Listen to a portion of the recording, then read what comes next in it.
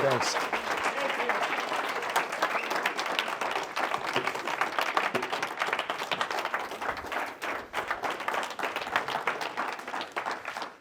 Well, first of all, I want to correct a record. Nobody works for me. I work for you. That's the attitude that I think the politicians have to have. And I said early on that when you looked at the Paso Robles school board, you have progressive members on that board, and they see their job as protecting the interests of the teachers and the bureaucracy.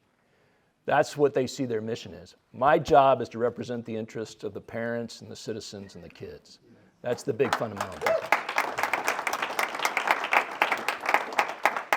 So I want to start out a big thank you. I can't name all of you, but obviously the Jordans I want to thank, Ms. Seastrand, Ron Cuff, Michael Rivera. There are too many of the Epcarians over there. Obviously Linda Becker and her doppelganger. Right now, as until they find those missing boxes, we're ahead by 10%. So unless they find those boxes, I think by tomorrow afternoon or tomorrow morning, they're stuck. Now, I also want to say, this is not tongue-in-cheek, but I also want to say thank you to the Teachers Union. I want to say thank you to Jim Brescia, and I want to say thank you to Carrie Alward-Schaff. And the reason I'm saying that is because had they not gone after me for having an opposing opinion, I would not have been given a platform and a forum to provide the citizens with the information that they weren't being provided. So I think that's probably going to be a bitter lesson learned for them. When you look at how much money they spent, beside the $500,000 in taxpayer funds, the teachers union put in $17,000 to support Angela Hollander's campaign.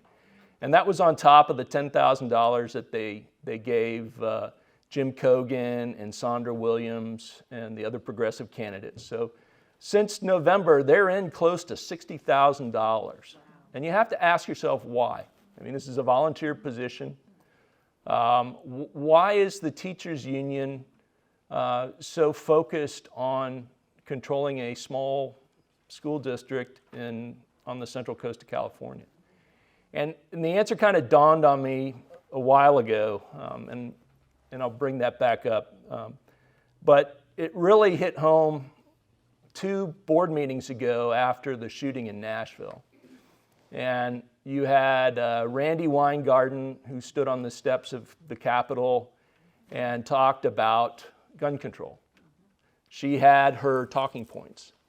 And then 2 days later, Jim Lynette, the head of the Paso Robles public educators, or the teachers union, gave the same speech in front of the Paso Robles school board. And so it sort of dawned on me, the reason the teachers unions are trying so hard to keep somebody with an opposing point of view off that board is it's about control. It's about whether we're going to have local control of our school district anymore. There's a bill that they're trying to get through the state legislature now. I don't know the number, but it's essentially about removing local control on curriculum from the local school districts in California. That's what this is about. The message, obviously, of that would not resonate with most people. It would go right over their head. And I think, even though, having 25 years of counterinsurgency background and intelligence background, everything's a threat. I forgot, I used to have a boss that said, just because you're paranoid doesn't mean they're not coming after you. So everything's a threat. And you always have to look behind the curtain, especially if you're an intel guy. But we had to put this message in a form that would resonate with everybody. And that gets back to something that Steve Franks was saying. It's about the kids. One of the biggest lessons I learned when I was doing intelligence operations in Afghanistan and Pakistan is my little team would go into a village and you would see whatever the problems were in that village. You didn't go in and start asking them about the Taliban or Al-Qaeda or anything like that. You're like, what do you need? You know, oh, your kid's sick? You'd come back with a medical team to take care of the sick, or you'd come back with a dental team. You'd come back with engineers in one case and a portable well driller to fix their well. And what they began to realize was, hey, these infidels really aren't that bad after all. You know, no matter what they've told me, you know, whatever the mullahs have told me is apparently not true. And by the time we left at the end of a 7-month deployment, we had flipped 47 Taliban to become informants for the coalition. And we didn't do it with F-18s or artillery or M16s. We did it basically by telling them the truth and showing them, you know, the positive side of human nature. And that kind of message kind of resonated, I think, with a lot of the people. The number of long-term Paso Robles citizens that came up to me and said, I never knew that our scores were so bad. I had one guy that said, I've lived here my entire life, and I don't ever remember a school board campaign where they actually talked about academic performance. And those are the kind of things that resonate, and those are the kind of things that we got to stay focused on moving forward. So, you know, Randall asked me to talk about the way ahead. I only get 18 months now. And I honestly suspect that they're going to drag out until the last day validation of the election. So I'll probably miss the 9th of May. I suspect it may be the meeting after that. But I suspect those are the games that'll be played. And once I get on, we're still going to be a minority. Dorian Baker and Lauren McCoy have been fighting the good fight. And when I get back on, I told them the other day, you know, all three of us are going to be up for re-election in 2024. And Dorian and I are in the same district. So they've reformed everything. And I'm sure that's by design to reduce the traditional conservative, however you want to phrase it, influence on that board. And so what I told Dorian and Lauren the other day is we got to make every shot count, metaphorically speaking. But everything we do has to have an impact. And my long-term goal, and the thing that I want to do more than anything else, is break the back of the teachers' union. That's how I got involved in school activism, whatever you want to call it, early on. Because I look at how much money we're spending and how much wastefulness there is, how much we're failing our youth, but at the same time, how we're undermining the future of our country. I stood up a couple of weeks ago and I had 2 quotes. And one was from Vladimir Lenin, you know, give me 4 years to teach the children, and the seeds I have sown will never be uprooted. That was Vladimir Lenin. And then Stalin, education is a weapon whose effects depend on whose hands or who holds it in his hands and at whom is aimed. Now that one, that's where we need to start really thinking about that and turning the tide on it. We have to make sure that we are retaking our kids, essentially.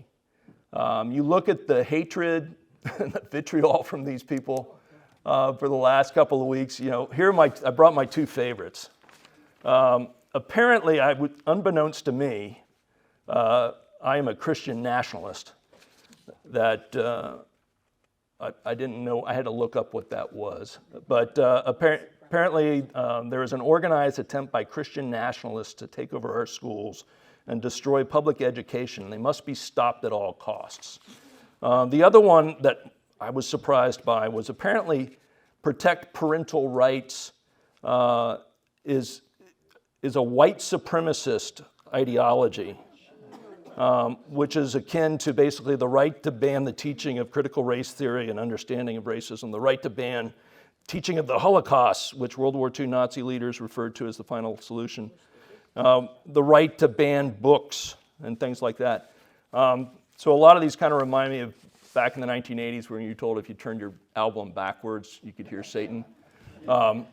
But there's definitely an unhinged element. And my philosophy is let them talk. Let them expose themselves. But at the same time, keep focused on the target. And the target is going to be uprooting these people. And the best way to do that is going to be, charter schools. Charter schools can exist by law. There are over 1,500 in the state of California right now. Ahmed Acres outperforms the other elementary schools in the school district, and they outperform the other middle schools in the school district, and they're number 3 in elementary school in the school district. They had, when they closed out their application period on the 31st of March, they had a wait list of 200 on top of a student population of 400. If you pull 200 students out of the Paso school district, they're going to shut down a school. So there's a demand there, and people are waking up, and people understand that the system is broken and the system is failing. And I want to hang that guilt squarely around the necks of the teachers union.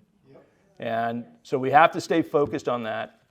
We have to keep the momentum as we move forward, and I intend to do that. So I've had a lot of recommendations to play nice. Probably is not going to happen.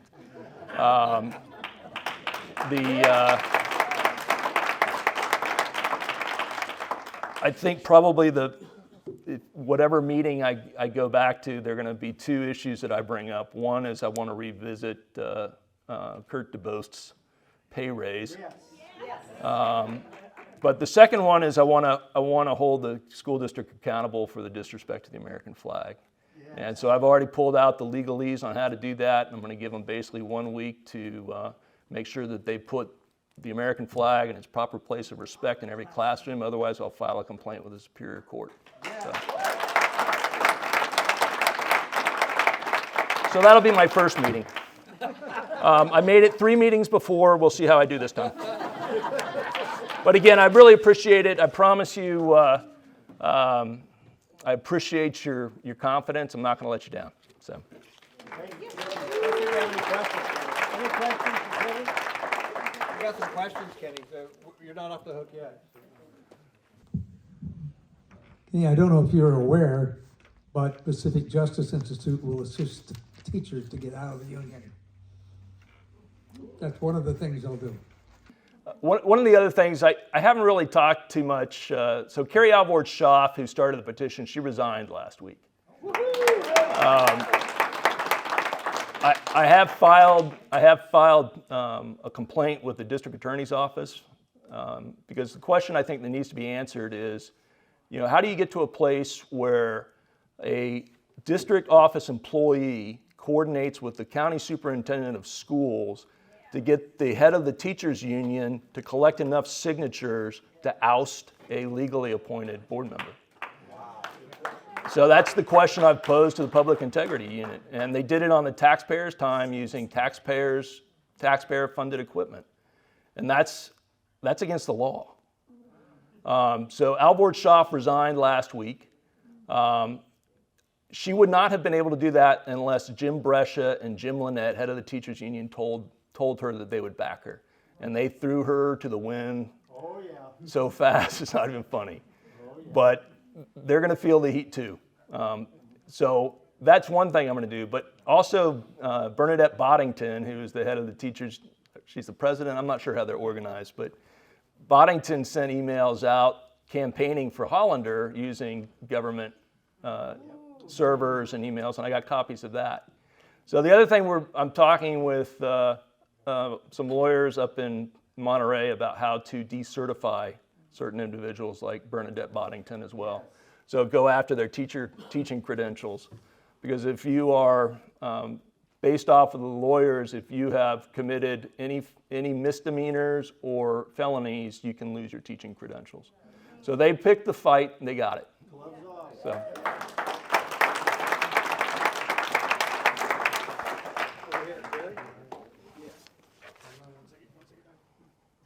Performance-based advancement.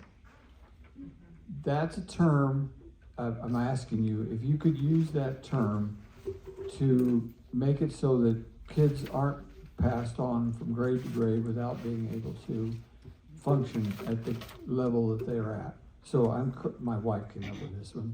performance-based advancement is what she wants, and I would ask you to call it that. So that kids won't graduate without knowing what they're supposed to know. Thanks. Yes, sir, I'm writing that down. And to add to it, that you're harming children by sending them forward without the skills they need to perform at the next grade level. So you're actually doing them harm. If you move them ahead, you're not socially helping them. Yes, ma'am. And that if you kept them, offered them all kinds of help, after school tutoring, summer school, all that stuff to help them get where they need to be, but it's performance based. It's based on the standards that they have to have in grade 3 to do whatever to get to grade 4. That's it. Now, if I could add a couple things on. So for those that don't know, I know a couple people, I promised you I'd give you the background, I didn't do it, but a lot of what I pulled to compare Paso Robles to was the Clovis Unified School District information. And what I highlighted mostly was the graduation rates. So Paso Robles High has a graduation rate of 94%. Clovis North had a graduation rate of 96%. And Clovis North was the lowest performing high school in the Clovis School District. And our math proficiency rate this year is 25%. That's what the graduates will have. So 1 out of 4 graduates will meet state standards. Their math proficiency rate will be 64%. Their language arts proficiency, Paso High's is 52%, theirs is 83%, and theirs actually went up after COVID. And so I've started talking with Clovis and reviewing their policies. They have an end of the year graduation test. So if you're going to advance from one grade to the next, you have to pass that test. The other interesting thing that Tom Apkarian told me the other night, which I started researching, was there are 8% of the school districts in the state of California are non-union. Clovis is one of them. So that's another thing to stick in there to hang around the union or the teachers union neck is, oh, by the way, you know, these high schools that are outperforming Paso, they're all non-union. So, but they are trying. The union is trying to unionize. I found some articles on that. So I got it.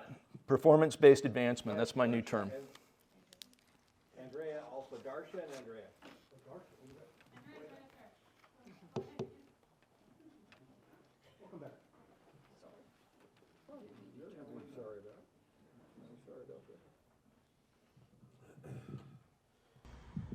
Kenney, as your second or third order of business, I'm looking forward to the time when that invoice crosses the Paso Robles School Board that has to do with the cost of the election.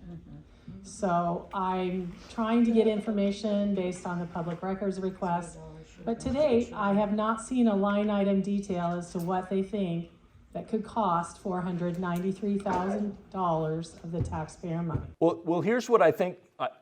This is what I'm on the lookout for, and this is what I suspect. If you look at the purchase orders, I think everybody's heard my complaints about the purchase orders, where the purchase orders would have a column with who's getting the money and then how much, but no idea of what you're approving is being purchased. Well, Lauren McCoy fixed that. But I suspect that the cost of the election is going to be slipped into the consent agenda under the purchase orders. I think they're going to hide it in there. And so I'm looking out for that. We were looking at the purchase orders from Tuesday. There was another $350,000 added to the aquatics complex, which wasn't even discussed. Yeah, because it's all on the consent agenda. And so you have hundreds of pages of that consent agenda. And again, they give it to you 72 hours before the meeting, probably knowing that most of the board members won't look at it or have time to look at it. So,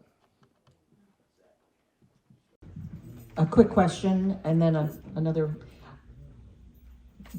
Are they saying the Pledge of Allegiance in each of the schools? You can have the flag, but are they saying? Because I understand it was the law at least when I was there, to say the Pledge of Allegiance before the school starts. Yes, ma'am, as far as I know, but honestly, that's an assumption on my part. Sometimes the schools do it from the office for all the classrooms, than individual teachers. The final thing is, we have a new assemblywoman, Dawn Addis. She is part and parcel of the union and school teacher and so on. So I just wanted to raise that issue for you because I'm sure she can offer a lot of help to the union folks down here. So it's kind of a double, everybody needs to be aware here locally that we have someone like that sitting in Sacramento who's going to be passing all these bills against parents. So. Yes, ma'am. At this point, I think the only counter that we can have is just keep people energized and angered. And I intend to do that. I don't intend to sit back. You got to keep that level of excitement, energy, whatever you want to call it. You have to keep that up. And I'm sure when I get on the board, they're going to try to do the bright, shiny object and kids soccer thing and say, hey, look over there. But we'll just have to keep everybody focused back onto the primaries of safety, academics, and citizenship. Hello, how do you feel about food gardening as a required class in our schools to promote vocational skills and supported by biology? As a vocation in high school? How do you feel about students having a required class on how to grow their own food? I don't think it should be required. Being a rancher farmer, I don't mind the class. I think if it's part of a vocational program, and one of the things I would really like to see is not only start a charter high school, which is normal academic, but also vocational charter high school. And I've already got probably about 10 people who are willing to do apprenticeship programs in conjunction with vocational programs. So if there was an ag class that was part of that, I don't have any problem with it. My first thought is if they're teaching us how to grow our food, maybe they know something that we don't know. I mean, what? Well, it's pretty important. I think that there should be at least a six-week fun program for kids to learn how to put a seed in the ground, water it, and watch it grow, just like their bodies in the proper way. All right. Well, thank you, Kenny. We really appreciate everything you've been doing for Paso Robles, the school district, everything. Thank you so much.